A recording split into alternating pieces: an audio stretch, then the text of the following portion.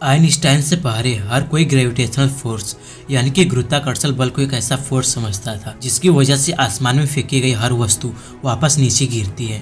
धीरे धीरे हमारी समझ विकसित हुई और हमने जाना कि सचमुच ब्रह्मांड का आधा यही फोर्स है, जिसकी मदद से दो चीजें आपस में एक दूसरे से जुड़ी रहती हैं।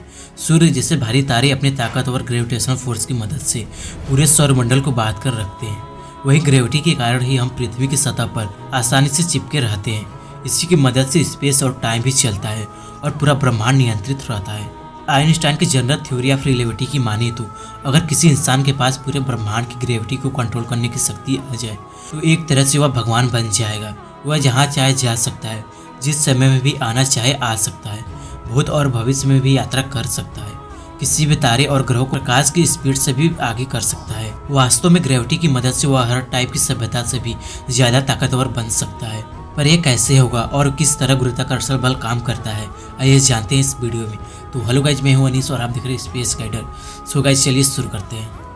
खैर, गुरुत्वाकर्षण बल सीधे सीधे दो वस्तुओं के मास से जुड़ा हुआ होता है और Newton's third law of motion के हिसाब से एक वस्तु जितनी ग्रेविटेशनल फोर्स दूसरे पर लगाती है, दूसरी वस्तु भी उतना ही ग्रेविटेशनल फोर्स पहली वस्तु पर लगाती है। एक सेकेंड, इसका मतलब गिरती हुई बाल भी पृथ्वी को उतना ही फोर्स से खींचती है जितना कि पृथ्वी उसे अपनी ओर खींच रही है। जी हाँ, ऐसा ही होता है, लेकिन फिर भी आपको बाल पृथ्वी पर गिरती हुई दिखाई देगी, पृथ्वी बाल पर गिरती हुई नहीं। तो ऐसा इसलिए होता है क्योंकि बाल की तुलना में पृथ्वी का मास बहुत ज़्यादा है और न्यूटन्स के दूसरे नियम के अनुसार इस कारण से पृथ्वी की स्पीड बहुत कम हो जाती है और हमें लगता है कि सारी वस्तुएं पृथ्वी पर गिरती है। इस फोर्स की इसी खूबी के कारण हम अपने स्पेस मिशन को कर पाते हैं। ग्रेविटी हमेशा खिंचाव ही उत्पन्न क्यों करती है? हम बात कर रहे थे कि ग्रेविटी की मदद से पृथ्वी और गेंद एक दूसरे को खींचती हैं, पर बहुत ज़्यादा मास होने के कारण वह हमेशा ही नीचे गिरती हैं। ग्रेविटी की इन्हीं प्रॉपर्टी को देखकर कई साल पहले एक सवाल वैज्ञानिकों के मन में उठा, आखिर ग्रेविटी हमेशा खिंचाव ही उत्पन्न क्यों करती है? तो इसे समझने के लिए हमें ग्रेविटेशनल फोर्स की तुलना किसी दूसरे ताकतवर फोर्स से करनी पड़ेगी।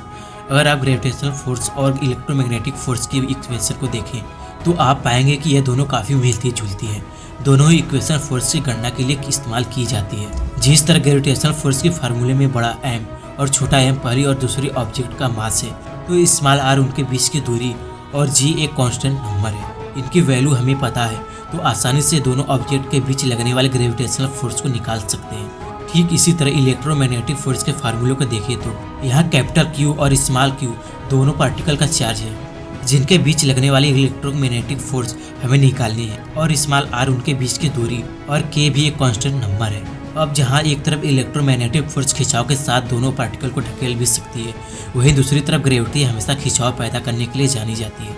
यह कभी भी दोनों ऑब्जेक्ट को ढकेल नहीं सकती। तो इसके पीछे का जो कारण है वो यह है कि इलेक्ट्रोमैग्नेटिक फोर्स में दो तरह के चार्ज होते हैं, एक पॉजिटिव और एक निगेटिव। पर जैसा कि हमें पता है, मास हमेशा पॉजिटिव की ओर होता है और निगेटिव मास जैसी कोई भी चीज नहीं होती है, और शायद हमें नहीं पता है। तो इसलिए ग्रेविटेशनल फोर्स हमेशा अट्रैक्ट यानी कि खिंचाव उत्पन्न करता है। नेगेटिव मास और रहस्य खत्म। अगर हमें कोई ऐसा ऑब्जेक्ट मिल जाए जिसमें नेगेटिव मास हो तो वह कभी भी ग्रेविटी के कारण किसी विशाल ऑब्जेक्ट के पास नहीं आएगा। वह नीचे गिरने के बजाय सीधा ऊपर की ओर बढ़ता रहेगा। पर नेगेटिव मास वाले ऑब्जेक्ट को खोजना और समझना जितना आसान लगता है वह उतना ही कॉम्प्लेक्स है। क्वांटम फिजिक्स पर रिसर्च कर रहे वैज्ञानिकों का मानना है कि हमारे ब्रह्मांड में एक्जॉटिक मैटर नाम की चीज भी अस्तित्व में है। एक्जॉटिक मैटर या तो किसी अकाल्पनिक पार्टिकल से बना है और या फिर किसी सामान्य मैटर की कोई एक ऐसी स्टेज है जो मानव सभ्यता की समझ से भी परे है। एक्जॉटिक मैटर में ऐसी फिजिकल प्रॉपर्टीज होती है जो कि फिजिक्स के नियम को भी नहीं मानती, और इसलिए माना जाता है कि अगर एक्जॉटिक मैटर अस्तित्व में हुआ तो इसमें नेगेटिव मास भी होगा। एक्सपेरिमेंट करते दौरान वैज्ञानिक ऐसे कई पार्टिकल की खोज कर चुके हैं जो कि हमें सामान्य मैटर में नहीं मिलते हैं, लेकिन यह सभी standard model of particle physics का पालन करते हैं, यानी कि फिजिक्स की लिमिट में ही रहते हैं। मैटर के कई सारे स्टेज हैं जिनके बारे में बहुत कम लोग जानते हैं, उनका भी अध्ययन किया जा चुका है। पर मैटर के ऐसे कई रूप हैं जिन्हें अब तक वैज्ञानिक बहुत कम समझ पाए हैं, जैसे कि डार्क मैटर और मिरर मैटर। इन मैटर का कोई असल रूप अभी तक सामने नहीं आया है, लेकिन माना जाता है कि यह सब कहीं न कहीं एग्जिस्ट करते हैं। 1884 में लॉर्ड केल्विन जब हमारी मिल्की वे गैलेक्सी के सेंटर के आसपास मौजूद तारों का अध्ययन कर रहे थे, तब उन्होंने पाया कि अगर हम उन सभी तारों का मास आपस में जोड़ दें तब पर भी उतना मास इतनी बड़ी गैलेक्सी को संभालने के लिए काफ़ी नहीं होगा।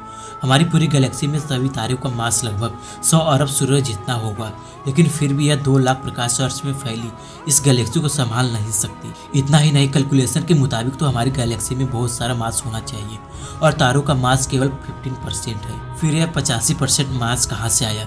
इसी सवाल से जन्म हुआ है डार्क मैटर का। यह मैटर हमारे पूरे ब्रह्मांड की हर गैलेक्सी में बड़ी मात्रा में मौजूद है, पर इसका नाम डार्क क्यों है? तो दोस्तों यह इसलिए क्योंकि यह मैटर किसी भी इलेक्ट्रोमैग्नेटिक रेडिएशन से इंटरेक्ट नहीं करता, मतलब यह लाइट से भी कोई संबंध नहीं रखता है। इसलिए वैज्ञानिकों को अब तक इसके बारे में बहुत कम जानकारी मिली है। कुछ जानकारों का यहाँ तक भी मानना है कि डार्क मैटर किसी दूसरे डायमेंशन का पदार्थ है, और क्योंकि लाइट दूसरे डायमेंशन में यात्रा नहीं कर सकती लेकिन ग्रेविटी कर सकती है। एग्जैक्टिक मैटर के बारे में हमें बस इतना ही जानकारी है, लेकिन अगर मैटर का कोई ऐसा स्वरूप मिला जो कि फिजिक्स के नियमों का उल्लंघन कर रहा हो तो वह एग्जैक्टिक मैटर होगा, और उसमें नेगेटिव मास भी होगा, जिसके कारण उसमें लग रही ग्रेविटी भी नेगेटिव होगी। कल्पना कीजिए कि एग्जैक्टिक मैटर से बने ग्रह जिसमें आप खड़े भी नहीं हो सकते, क्योंकि नीचे खींचने की बजाय वह आपको ऊपर की ओर ले जाएगा। तो अभी हम एकदम से नहीं कर सकते हैं कि ग्रेविटी हमेशा अट्रैक्ट ही करती है या नहीं, क्योंकि अगर इस अनंत ब्रह्मांड में कहीं नेगेटिव मास वाला मैटर भी हुआ तो ग्रेविटी रिपल्स भी हो जाएगा। सो गाइज, आपको क्या लगता है कि इस पूरे ब्रह्मांड में कोई नेगेटिव मास वाला पदार्थ हो सकता है या नहीं? हमें नीचे कमेंट करके जरूर बताएं। सो गाइज, आज के लिए बस इतना ही। मैं मिलता हूँ आपसे एक नए वीडियो नए टॉपिक के साथ। तब तक के लिए बाय गाइज एंड